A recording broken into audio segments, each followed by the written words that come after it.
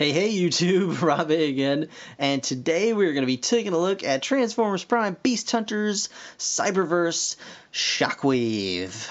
Yeah, this is a Commander class version of our dear one-eyed friend Shockwave, and as you can see he has his Hyperflux cannon included. He looks really cool. I really dig the look of this guy so far, at least, you know, in package. And I gotta say, I like the paint job on the side here. You can see he's got some technical data. Everything's pretty high, except speed is kind of low. Courage, meh. Skill, okay, that's fine. He's a weapons specialist. I don't know if that's entirely true, but it says, this Decepticon scientist's brain power is outmatched only by his incredible firepower. Yeah, so he does have a 10 fire blast, so I guess they do kind of back that up, and intelligence is also 10. So you can see he's got a Cybertronian tank mode, and his robot mode here, and he looks really cool, and I'm going to open him up and just, you know, just kind of double check that he is actually cool. I'll see you guys in a second. Alright guys, so here we have Cyberverse Shockwave, and he's pretty cool. I like him a lot. As you can see, he's just a scaled down version of the Voyager, essentially. He's a pretty good representation of his Beast Hunter's form, I guess, his character. And his alt mode is pretty cool. I mean, it's a little bit on the loose side, as in like the front legs here don't really plug into anything all that securely, or at all, I should say. But he does actually roll fairly well. He's got some little wheels down here under the treads, and of course onto the feet, and so he can get some rolling going on there. You just have to kind of fiddle with the legs to get them in the right position, and keep them there. His coloration is very nice. It's very nice, kind of purple, but it's a very, very pink purple. I'm not sure how it's coming out on the camera, because the camera is showing it as more of a blue purple, but it is definitely a very pinky purple, which is interesting. But it kind of works at this scale for the Cyberverse scale, and it looks decent, I think. Yeah. So anyway, he's got his cannon here, and you can fire his cannon by, let me see if I'm doing this wrong or right. Oh, what am I doing? There we go. You can fire his cannon by just pressing the back of it there.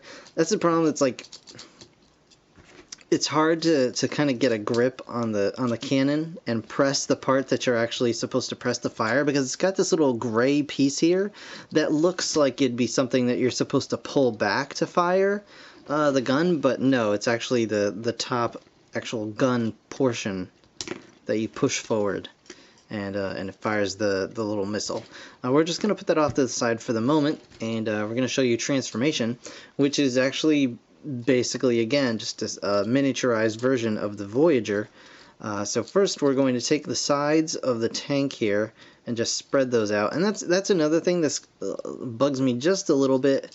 This side doesn't really have any place to go. Like the place where the arm connects, the connector for the arm kind of gets in the way of this piece actually going up and back over the body. I mean, you can force it, but as you can see, it's got a gap, which eventually I think will stress the piece a little bit too much, and may even break it. So that kind of hangs off to the side, so you kind of have to kind of get that out if you want symmetry, or you could push that in and just have this side sticking out. But for now, pull these both out, and we're just going to unplug the gun and pull it out to the side. The whole arm just going to come out just like so.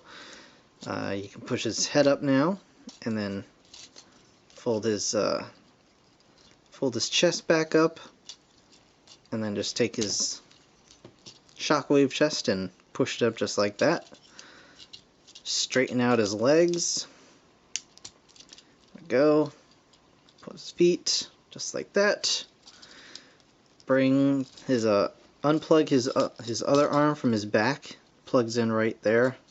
You can see his little plug on his butt, and that just goes right there. And then his back treads go down, and as you can see, he's even got the little spikes behind his head, which I thought was a really nice touch. I didn't think they would add those in on his back, but they did, and it looks really nice. So there is Shockwave in robot mode, and I think he looks great. He's very nicely posable. He's got, you know, decent, he rotates at the shoulder. He's got a ball-jointed arm attached to the shoulder and a ball-jointed elbow. His head, unfortunately, is just static. It stays in place.